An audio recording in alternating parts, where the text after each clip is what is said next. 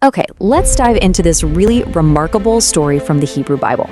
And I'll tell you, it's so much more than just an ancient tale.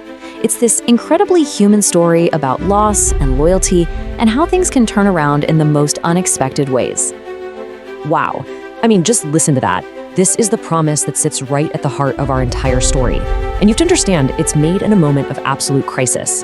It is a completely radical pledge of loyalty that kicks off a chain reaction that, believe it or not, will change the world. So here's how we're going to walk through this.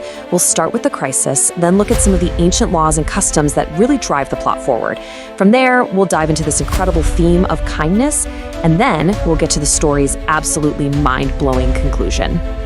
All right, so our story kicks off in a really dark place. We meet a woman named Naomi. She's an immigrant in a foreign land, and she has lost everything. I mean everything. Her husband and then both of her sons. She's completely alone, totally destitute, except for her two daughters-in-law, Orpah and Ruth. And this is where we hit a major fork in the road.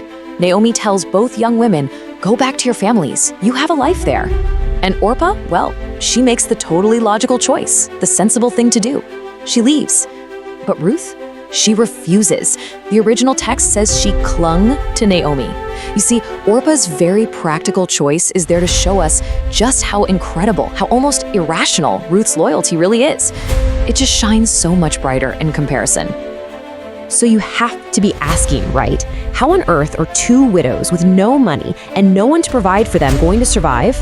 Well, they travel back to Naomi's hometown of Bethlehem, and the answer is found in this fascinating ancient practice called gleaning. Now, it's really important to get this straight. Gleaning isn't charity. It wasn't just about a landowner feeling generous one day. Nope. This was a God-given command. It was basically a form of social justice, an ancient safety net designed to make sure the most vulnerable people in society could work for their own food with dignity. And get this, the law was super specific. Landowners were actually told to be intentionally inefficient when they harvested. You had to leave the edges of your fields alone. If you dropped some grain, you had to leave it on the ground. This wasn't a suggestion, it was the law, ensuring there was always something left for the poor to come and gather for themselves. Okay, so Ruth is out there gleaning in the fields, and this is where the story takes a huge turn. The text says she just so happens to be working in a field owned by a man named Boaz, who just so happens to be a relative of Naomi's dead husband.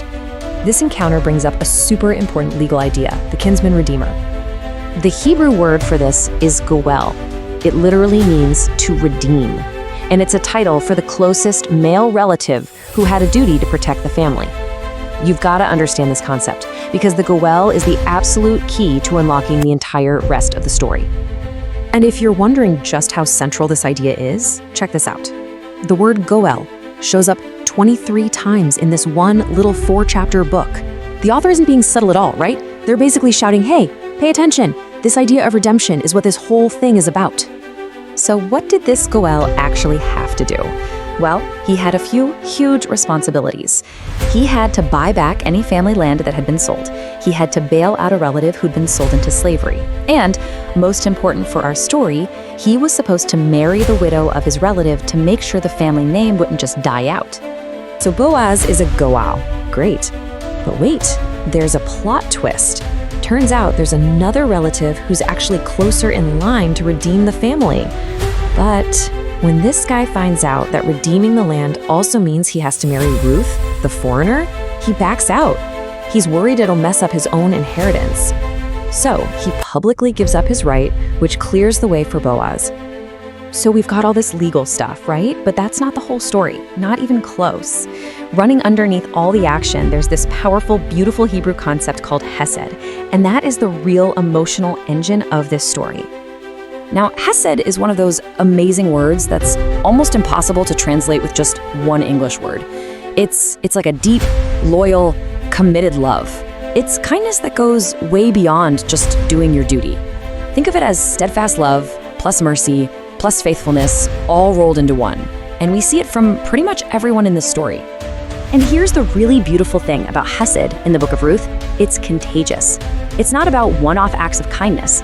Instead, it creates this virtuous feedback loop where one good deed just sparks another and then another. And you can literally trace this cycle perfectly. It all starts with Ruth's extraordinary hesed to Naomi. Then Boaz, who's so impressed by her loyalty, shows hesed to Ruth.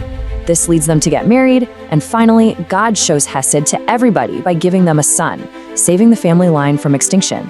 It's just this incredible cascade of kindness. So where does all this lead?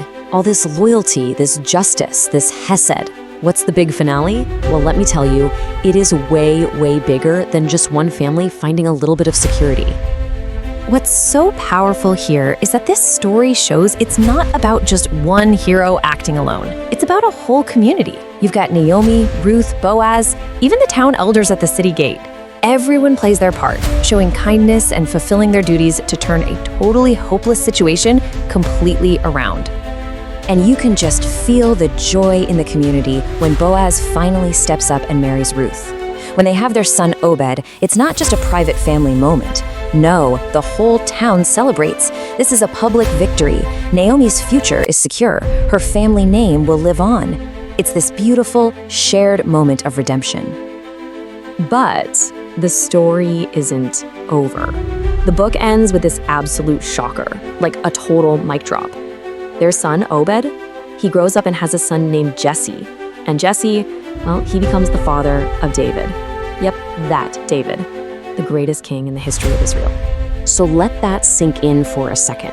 Ruth, the foreigner, the woman from Moab, a nation that was often an enemy of Israel, she isn't just welcomed into the community, she becomes the great-grandmother of King David himself.